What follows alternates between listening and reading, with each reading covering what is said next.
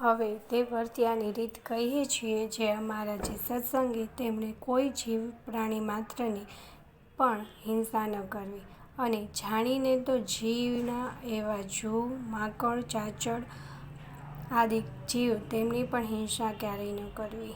અને દેવતા અને પિતૃ તેના યજ્ઞને અર્થે પણ બકરા, મૃગલા, સસલા, માછલા આદિ કોઈ જીવની હિંસા ન કરવી.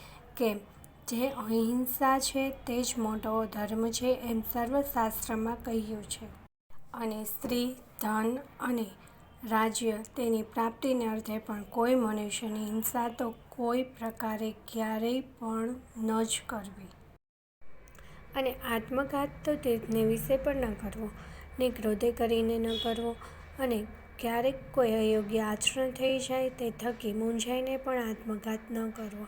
અને ઝેર ખાઈને તથા ગળે ટૂંપો ખાઈને તથા કૂએ પડીને તથા પર્વત ઉપરથી પડીને ઇત્યાદિ કોઈ રીતે આત્મઘાત ન કરવો.